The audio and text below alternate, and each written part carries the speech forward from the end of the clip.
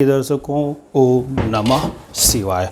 आइए गुरु के राशि परिवर्तन प्रभाव की चर्चा आज हम मिथुन राशि के लिए करने वाले हैं। यदि हमारी राशि मिथुन है और तो क्या प्रभाव पड़ेगा गुरु की इस राशि परिवर्तन का। हम इस प्रकार से आप देख लीजिए, ये चक्र बना हुआ मिथुन राशि है तो अगले साल भर तक की स्थिति है। राहु 12वें रहने वाले हैं, गुरु शनि 8वें रहेंगे, केतु 6ठे हैं। चंद्र राशि से गुरु और शनि दोनों का गोचर अच्छा नहीं है। ये शनि की ढैया मानी चल रही है। गुरु भी 8 में चले गए, नीच राशि में चले गए, नीच भंग राजयोग बन रहा है। लेकिन यहाँ पर यह कोई नीच भंग राजयोग नहीं है, दोनों की स्थिति खराब है। यहाँ पे राहु गुरु और पीड़ित ही कहे जाएंगे। यहाँ पे अष्टम में जाना ही ग्रहों का अच्छा नहीं होता। वो लग्न में देखा जाएगा कि यदि विपरीत राजयोग में है तो विपरीत राजयोग की स्थिति लगने काफ़ी स्ट्रांग हो तब विपरीत राजयोग की स्थिति बनती है। तो भी इस भाव से ये 12वें शनि चला गया तो भाग्य की हानि, पिता की हानि, धर्म की हानि ऐसे समझना होता है। हाँ, ये स्थान प्रबल हो जाता है और शनि के नैसर्गिक कारकत्व चूँकि अपनी राशि में होता है इसलिए उतने कम नहीं होते। फिर भी अष्टम स्थान में जाने से कुछ न कुछ विचित्र प्रकार का फल तो ग्रह करते ही करते हैं, यह देखा गया है। लगने इसके ऊपर डिपेंड करता है, इसलिए इस नीच भंग राजयोग को बहुत तरजीह न दें मिथुन राशि के जातक। गुरु का शुभ गोचर पहले जान लें, दूसरे, 5वें, 7वें, 9वें और 11वें। अर्थात गुरु यहाँ रहते शुभ होते, यहाँ रहते शुभ होते, यहाँ रहते शुभ होते, यहाँ रहते शुभ होते, यहाँ रहते तो शुभ होते। इन शुभ स्थानों में से गुरु कहीं नहीं है तो गुरु का भी शुभ गोचर नहीं है। शनि अपनी ढैया का पूरा प्रभाव देने वाले हैं तो अगले 2.5 साल तक की स्थिति शनि देव ठीक नहीं रखने वाले हैं चंद्रमा की, अर्थात मानसिक स्थिति की। और हम जानते हैं कि जो भी राजयोग बनेगा वो हमारे मन और बुद्धि और शरीर के ठीक रहने पर ही बनेगा। मन हमारा अशांत होगा, नींद अच्छी नहीं आएगी और हमारी बुद्धि अच्छे प्रकार से कार्य नहीं करेगी तो जो कुछ भी राजयोग है वो कैंसिल हो जाएगा, वो निरस्त हो जाएगा। अब देखिए यहाँ से राहु भी बहुत बुरी स्थिति में है तो व्यय आदि बहुत कराने वाला है, हॉस्पिटल आदि भी पहुँचा सकता है। यहाँ भी ये स्थिति है तो रोग आदि उत्पन्न हो सकते हैं। गुरु से संबंधित रोग है डायबिटीज, तो यदि उम्र अधिक है तो डायबिटीज आदि के रोग हो सकते हैं। जिनको पहले से ही रोग चल रहे हैं तो शुगर का लेवल मेंटेन करने की कोशिश करेंगे, ये काफ़ी बढ़ सकता है। दूसरा, दाम्पत्य जीवन ठीक ठाक चल रहा है तो और सावधान रहने की कोशिश कीजिए, नहीं तो बिगड़ने के चांसेस हो सकते हैं। और यदि बिगड़ रहा है तो उसे भी और सावधान रहने की कोशिश कीजिए, बनाने की कोशिश कीजिए, वाणी पे नियंत्रण रखने की कोशिश कीजिए, वरना और बिगड़ सकता है। यदि इन्फेक्शन आदि के कोई रोग हैं गुप्तांगों में तो वहाँ भी स्थिति यह बनेगी कि और परेशानी दे सकते हैं, इसलिए क्योंकि राहु की दृष्टि भी यहाँ पर पड़ेगी, 9वीं दृष्टि है। और रोग के लिए राहु की 9वीं दृष्टियाँ भी लेते हैं, 5वीं दृष्टियाँ भी लेते हैं, 7वीं दृष्टियाँ भी लेते हैं। तो यहाँ से 9वीं दृष्टि पकड़ा जाएगा। नहीं भी पकड़ेंगे तो यहाँ 12वें को तो राहु बिगाड़ने के लिए तैयार है। 12वां जो है जेल का भी है, 12वां हॉस्पिटल का भी है, 12वां खर्चे का भी है, 12वां विदेश यात्राओं का भी है।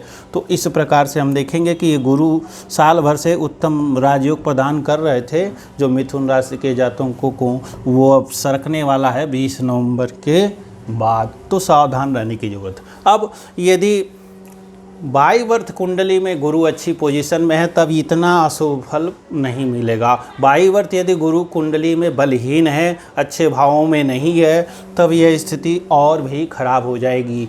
और यदि गुरु की दशा चल रही हो तो गुरु की दशा यहाँ पे अच्छी जाने वाली नहीं है। उसके बाद से यदि हम लग्न देखेंगे तो 12 प्रकार के लग्न हो सकते हैं। राशि मिथुन है और लग्न 12 हो सकते हैं, मेष से लेकर के मीन तक। तो यदि कुंभ और मिथुन लग्न हो जाए तो मिथुन लग्न भी हो जाए तो स्थिति और बिगड़ जाएगी, यहाँ से भी कोई सुधार नहीं होगा। जो अष्टक वर्ग से हम गोचर देखेंगे उसमें यदि राशि कुंभ हो गई तो भी कोई विशेष सुधार नहीं होगा, क्योंकि ये ग्रह उठ करके 12 में चले जाएंगे। और कुंभ राशि पे हमने अलग से वीडियो बनाया हुआ है प्लेलिस्ट में, और ऊपर आई बटन यहाँ पे जो दिखेगा उस पर जाके क्लिक करेंगे, वहाँ पे मिल जाएगा। डिस्क्रिप्शन में भी लिंक होगा, तो उस कुंभ राशि वाले को देख लेंगे। यहाँ 12 में जाएंगे ये दोनों उठ के, तो निश्चित तौर पे अच्छा परिणाम नहीं मिलने वाला है, तो स्थिति और बिगड़ेगी, उनको और विशेष सावधान रहना है। लग्न यदि तुला हो गया, वृष हो गया, कन्या भी हो गया, उसी प्रकार से मेष हो गया, तो स्थिति उतनी नहीं बिगड़ेगी, इससे तो थोड़ा सा सुधरा हुआ रूप मिलेगा ही। तो ये स्थिति आएगी। और उसके बाद से मिथुन राशि के जातक और क्या क्या सावधानी रख सकते हैं, तो इससे सावधानी और उपाय क्या कर सकते हैं। तो सावधानी और उपाय के लिए गुरु के बीज मंत्रों का जाप। यदि बाई बर्थ आपकी कुंडली जिस लग्न की है और लग्नेश मजबूत है, केंद्र त्रिकोण स्थिति में है, तो लग्नेश के रत्न धारण करिए, पहला उपाय। दूसरी स्थिति है कि बाई बर्थ कुंडली में जो दशा चल रही है और दशा के जो स्वामी हैं, दशानाथ है, वो केंद्र त्रिकोण में है, लग्नेश का मित्र है, तो उसे भी बलवान रखने की कोशिश कीजिए। अच्छी जा रही है तो इतने दुष्परिणाम प्राप्त नहीं होंगे।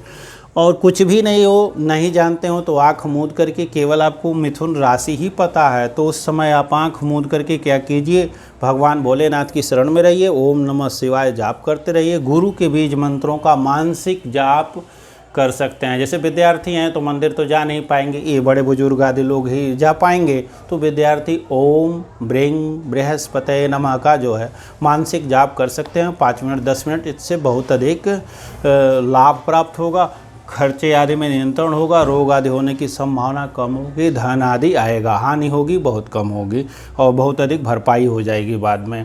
और उसके बाद से और भी मंत्र है, ओम ग्रांग ग्रीं ग्रौंग सह बृहस्पतये नमः, इसका भी जाप कर सकते हैं, ये थोड़ा और प्रभावी होगा। और ढैया चल रही है तो शनि देव के मंत्र का भी जाप करें, शनिवार के दिन जो है दान करें। तो दान चूँकि त्रिकोण बनता है तो त्रिकोण में शनि के दान न करना ही बेहतर है। अब लग्न के अनुसार वो सब उपाय किया जाता है, सिर्फ राशि के अनुसार नहीं। तो शनि के लिए क्या करेंगे, तो शनि देव के बीज मंत्रों का जाप करेंगे, ओम संग शनैश्चराय नमः, ओम प्रां प्रीं प्रौंग सह शनैश्चराय नमः।